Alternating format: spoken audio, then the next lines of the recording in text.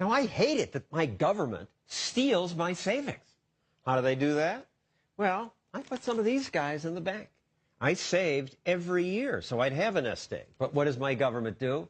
It prints more of these things, so many more that I fear I may have to pay for retirement with something like this. This is a billion-dollar bill, billion.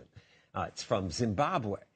So, okay, our dollar hasn't been devalued this much, but I'm worried about my future. So how can I hedge against inflation and other government manipulation? Well, one thing I did was to buy Bitcoins. What are they? Well, I'm glad you asked. Bitcoins are digital coins you can send through the internet. You can use them in every country. Your account cannot be frozen. Bitcoin is changing finance the same way the web changed publishing. Maybe that was made by a company that promotes Bitcoins. So how Bitcoins work exactly is hard to get your brain around. So here to try to explain is Jerry Brito of the Mercatus Center. So what happens? Well, first thing you have to understand is that Bitcoins are not, sort of owned by a company. They're not controlled by anybody. It's a new internet protocol like email or the web.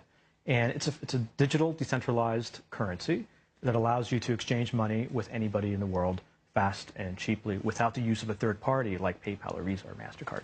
Created by a lot of different, supposedly anonymous computers? Well, so everybody who is part of the network, and it's a peer-to-peer network, contributes their computing capacity to discovering new Bitcoins, and at the same time, they reconcile all the transactions that are transmitted over the network. And there's this formula that creates Bitcoins, but there's a limit on the total number automatically? The total number of Bitcoin that will ever exist is 21 million, and that will probably get there around the year 2040. And so that makes Bitcoin a deflationary currency. There's no central bank that can make more of them. How do I know some clever kid on a computer won't just make 1 million Bitcoins? Because of cryptography, basically, is the answer. Now, there's been many experts who have tried to crack the Bitcoin code and have been unable to do so. And so far, it's been, perfectly stable. You mentioned PayPal. Yeah. Why not use that instead? So to me, that's really the exciting part about Bitcoin, is that for the first time, you and I can transact without a third party, right? So until the invention of Bitcoin, if I wanted to send you $100, we had to use something like PayPal, Visa, MasterCard. They would deduct $100 from my account, and they would add it to yours. And at the end of the day, everything would reconcile to zero. Bitcoin allows you and me to transact with nobody between us. Why would we do that? Because these are central points of control for government regulation. And you and I may want to engage in a transaction that is frowned upon, or that is prohibited, or we want some privacy. And government could still find out about it. Ultimately, they may be able to find us and punish us, but they can't prevent that transaction from taking place in the first place. They may find us if we get something shipped in the mail. They may be able to follow the mail. And there's this website Silk Road where people are buying illegal things, drugs. That's right. Silk Road is a dark web website, so it's protected by encryption. Nobody knows where it is. It's been running for about 2 years, kind of with impunity. It's estimated that they make about $20 million in sales a year, and you can buy just about anything on Silk Road using Bitcoin. They won't sell guns. They won't sell guns. They won't sell anything that harms anybody, right? So they won't sell child pornography. They won't sell guns. They won't sell anything of that nature.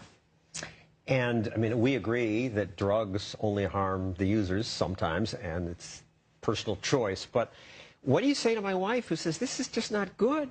One reason we have government is to protect people from this kind of stuff. That's why we have laws. Right, and I think that law enforcement is right now looking at going after Silk Road and going after these companies, and they probably will be successful, in my opinion, because as I mentioned earlier, Bitcoin is not completely anonymous.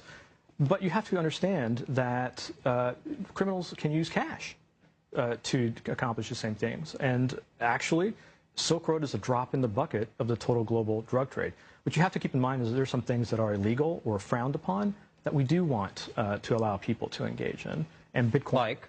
Well, if you wanted to go get a mental health screening, you didn't want your employer to know or your spouse to know, you could use something like Bitcoin to do that anonymously. If you wanted to contribute to WikiLeaks, after Cablegate, if you wanted to make a contribution to WikiLeaks as an American, you couldn't do that because PayPal, MasterCard, Bank of America froze WikiLeaks accounts and did not allow